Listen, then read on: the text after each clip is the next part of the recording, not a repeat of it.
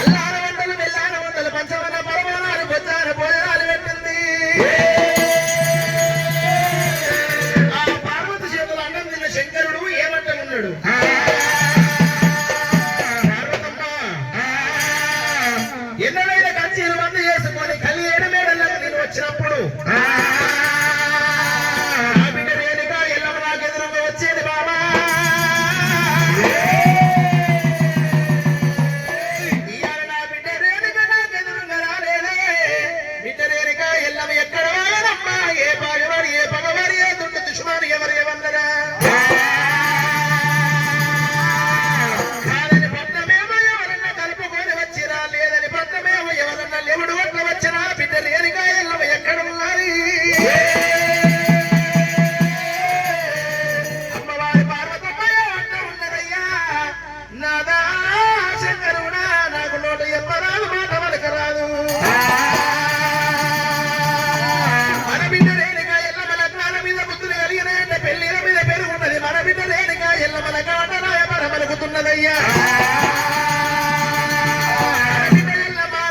వేసుకొని వెళ్ళిపోతుందంట.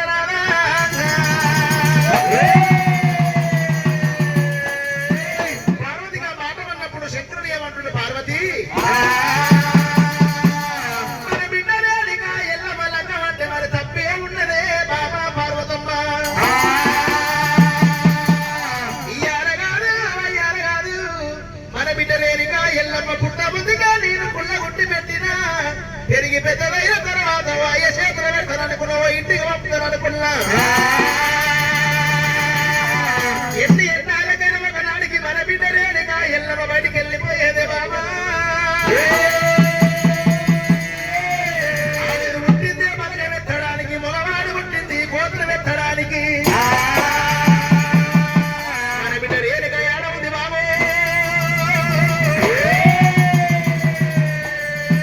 అదిగో నారా శంకరుడా, రంగు మేడ మీద మన బిడ్డ రేణుక ఎల్లమ్మ.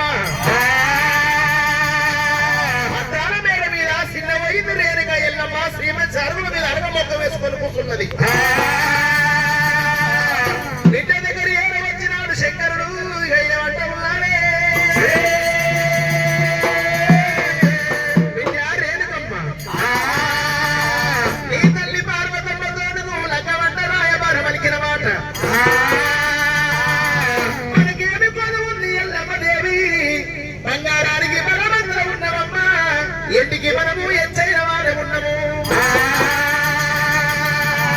నీకు ఎసోటి వరుడు కావాలను కోరుకోవ ఎల్లమ్మ దేవి రాయమ్మ. దేవి ఎల్లమ్మ, దేవి ఎల్లమ్మ, ఓ బిడ్డ రేణుకమ్మ రామ రామ, ఓ బిడ్డ రేణుకమ్మ రామ రామ. రంగ రంగ వైభవంగా రాజులు మెచ్చని రాజలందరూ వేస్తారు, దేవతలు మెచ్చని దేవలందరూ వేస్తారు అంటున్న శంకరుడే.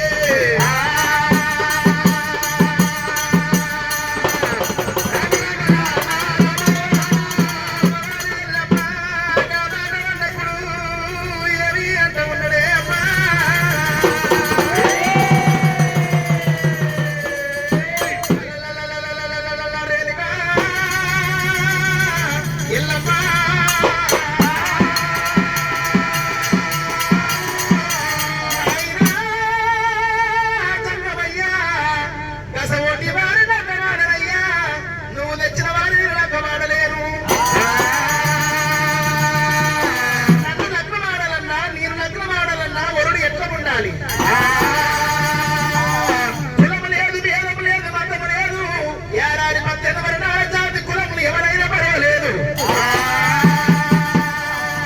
6 గంటలు 3 గంటలు రాజులు చక్రవర్తులు జోగులు సన్యాసులు మత్స్యగాళ్ళు మోక్షగాళ్ళు పడదేసి మరి ఎవరైనా పర్వాలేదు.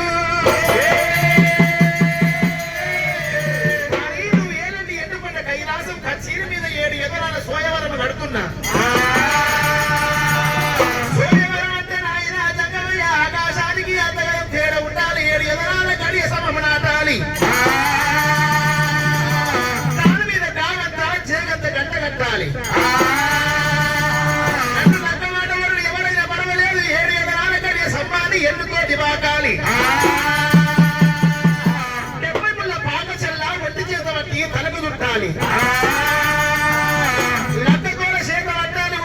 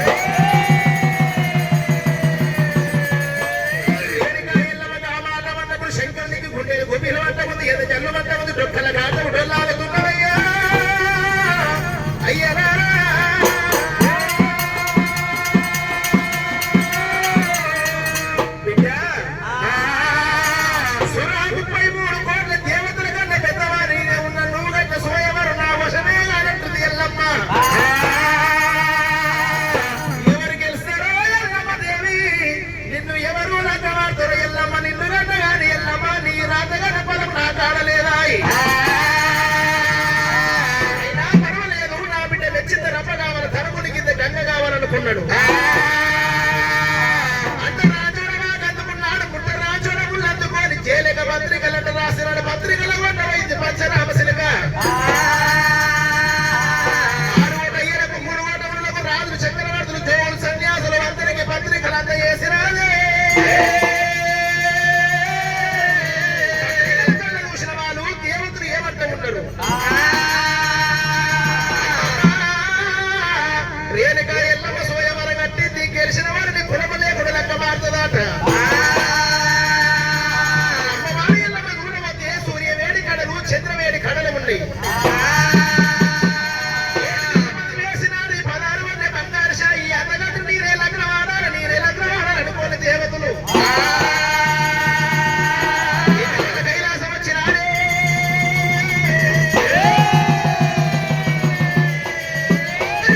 కైలాసం వచ్చిన దేవతలందరూ రేణుక ఎల్లమ్మ కట్టినటువంటి సోయవారాన్ని కళ్ళ చూస్తున్నారట. రేణుక ఎల్లమ్మ కట్టిన సోయవారము అర్థము తెలవక దేవతలందరూ విడుదలై ఓడిపోతూ ఉన్నారట. ఓయమ్మ రేణుక ఎల్లమ్మ ఇది మా వశము కాదు తల్లి, మేము గెలవలేము ఎల్లమ్మ, మేము లెక్క వాడలేమని దేవతలందరూ ఓడిపోతూ ఉన్నారే. ఆ కంచుకొమ్మల కోట రారాజు కార్తీక రారాజు నన్ను సైనాడు ఎండ పెట్టుకొని రాజమెచ్చినాడు. ఎండుకొండ కైలాసము 1 2 3 4 5 8 వచ్చిందాట. వైశాసి మండపంలో కూర్చున్నటువంటి శంకరుడు కళ్ళ చూసినాడే. ఏమంటూ ఉన్నాడు రాయప్ప.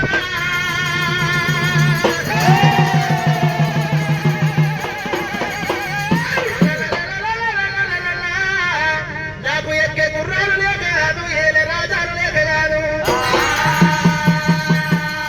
నేను కదలేక నా బిడ్డని కార్తీక రాజుకి ఇయ్యలేను.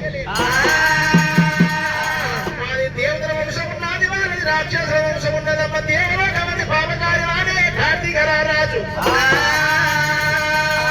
కార్తీక రారాజుని ఎట్లా విడగొట్టాలి?